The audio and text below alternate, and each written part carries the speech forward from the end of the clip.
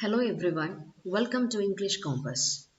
Many of us notice our parents growing older, but expressing those emotions in words is not always easy. In today's lesson, we will explore My Mother at 66 by Kamala Das, a touching poem that beautifully portrays a daughter's love, concern, and fear of losing her aging mother. We will understand the poem line by line, explore its literary devices, and uncover the deeper emotions behind every verse. So let's begin today. So let's start with the poet Kamala Das, 1934 to 2009. She was born in Malabar, Kerala. She is recognized as one of the foremost poets of India. Her works are known for their originality, versatility, and indigenous flavor of the soil. She has published many novels and short stories. She wrote under the pen name Madhavi.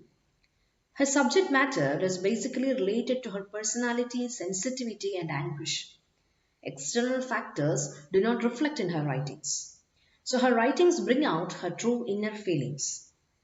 Her works include Alphabet of Lust, it's a novel, My Story is autobiography, The Old Playhouse and Other Poems, etc. So her poems dealt with harsh realities and complexities of life.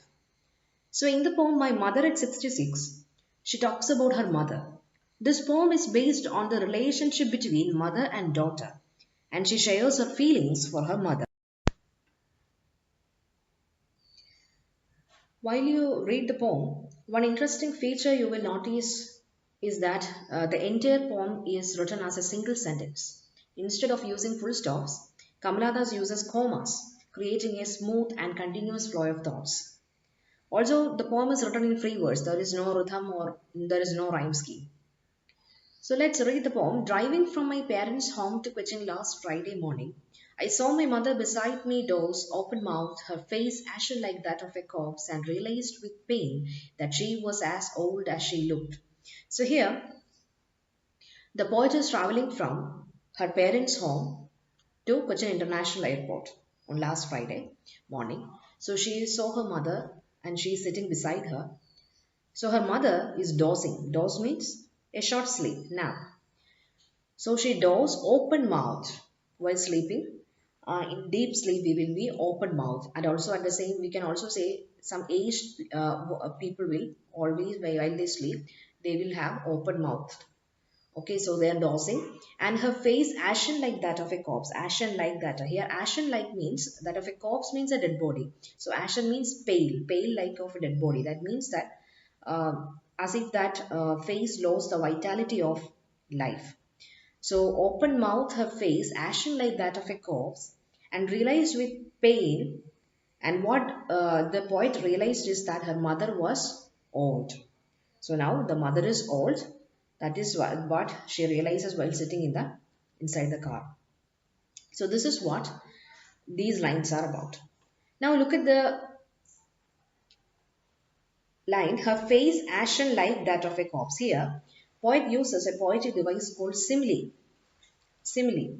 Simile means it compares two different things to make a description more vivid. For example, he is as brave as a lion. He is as brave as a lion. Here, as brave as a lion means that person is compared to lion.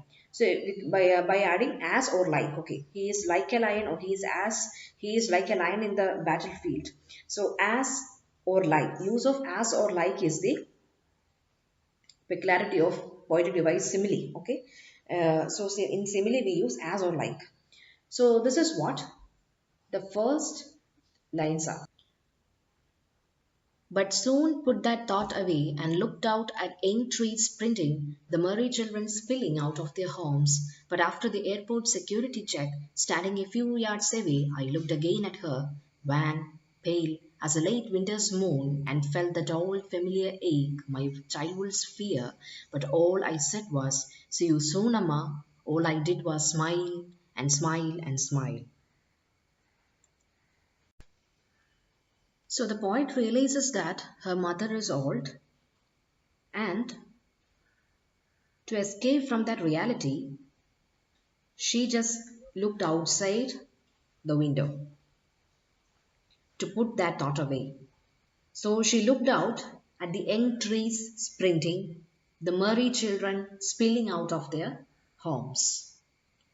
So, trees sprinting, merry children spilling, these are kind of imageries used in the poem.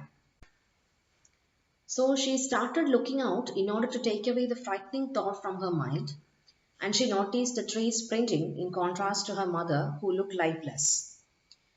So, she also noticed the children who are happily coming out of their homes. So, that represent the youth, the vigor, and the power that shows their childhood, and that probably it's a reminder of her own childhood when her mother was young. So when they reached airport after the security check at the airport, she again looked at her mother's face. I looked again at her, wan, pale as a late winter's moon, and felt that old familiar ache, my childhood's fear. But all I said was, "See you soon, Amma." All I did was smile, and I smiled.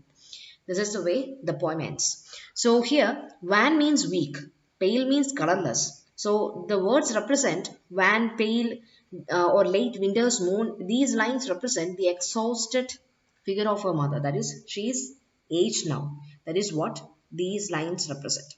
So while she looks at her face, she again felt that old familiar pain of losing her mother, who looked like late winter's moon, which loses its beauty in fog. So she felt that her mother had lost her youth, vitality, now she is inactive or passive. So she had a childhood fear of permanent separation. So that she feels that fear of separation from her mother. But she did not show it to her mother. She kept on smiling and smiling and said, "See you soon, Amma." These were the words of reassurance that they would meet again. And she smiled in an attempt to hide her feelings. So, the lesson brings forth the emotions that a daughter harbors when she thinks about losing her mother. The poem explores several important themes such as inevitability of aging, the fear of separation from a loved one, the deep emotional bond between a mother and her daughter, and the contrast between youth and old age. Through these themes, Kamala Das beautifully conveys the universal emotions of love, concern, and the pain of watching our parents grow old. That brings us to the end of today's lesson.